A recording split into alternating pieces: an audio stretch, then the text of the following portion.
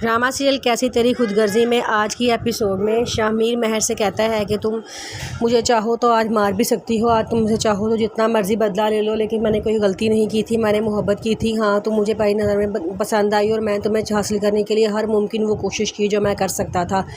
आज मैं तुम्हें पूरी इजाज़त देता हूँ, तुम अपना गुस्सा जिस तरह चाहे निकालना चाहती हो निकाल लो, मैं तुम्हें कुछ भी नहीं कहूँगा। ये लो मुझ पर हाथ उठा लो। तो उसका हाथ पकड़ के अपने मुँह पर रखता है तो महक वहाँ से भाग जाती है। अंदलीब अपने शोहर को आके बताती है कि महक का निकाह हो गया है, पूरा ख़ानदान वापस आ गया है, जिस पे वो कहता है कि मैं जाऊंगा और जाके उनका हालचाल ज़रूर पूछ के आऊँगा। वो कहती है कि आपको जाने की क्या ज़रूरत है, इतने धूमधाम तरीके से महक का निकाह हुआ है। पीछे से एहसन भी आ जाता है और वो सुन रहा होता है। वो कहती है कि पूरा ख़ानदान जहाज़ में बैठ के मुल्तान गया था और वहाँ बड़े धूमधाम तरीके से वहाँ निकाह हुआ था।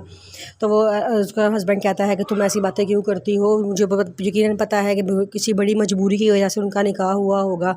एहसन कहता है कि मामा आप इस तरह की बातें क्यों करती हैं। फिर कहती हैं कि बस बहुत हो गया, अब मैंने अपने बेटे के बारे में सोचना है, मैं वो चाहती हूँ कि बहुत जल्द कोई अच्छी सी शरीफ लड़की देख के तो इसकी शादी कर दूँ। तो वो कहता है कि मामा मैं अभी शादी नहीं करना चाहता। उसकी मामा कहती हैं कि महक दुनिया की आखिरी लड़की नहीं है, तुम्हारे लिए शादी के दरवाजे बंद नहीं हुए हैं, मैं तुम्हारी शादी करना चाहती हूँ और बेहतर यही है कि तुम मान जाओ। वो कह के वो मामा की बात सुन के गुस्से में वहाँ से चला जाता है। तो वो कहती है देखा आज भी इसके सर पे महक की मोहब्बत का भूत सवार है, आज भी इसकी शादी की बात करो तो ये वहाँ से भाग जाता है, लेकिन मैं इसकी जल्द अज जल्द शादी करवाऊंगी।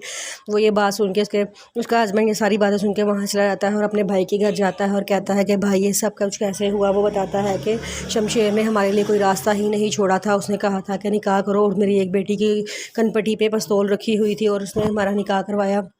महक इस शादी से बिल्कुल भी खुश नहीं है। उस पर वो कहता है कि आपको क्या पता है कि वो महक को खुश रख भी सकेगा कि नहीं, लेकिन वो कहता है कि मुझे पूरा यकीन है कि वो महक से बहुत मोहब्बत करता है और उसको बहुत खुश रखेगा।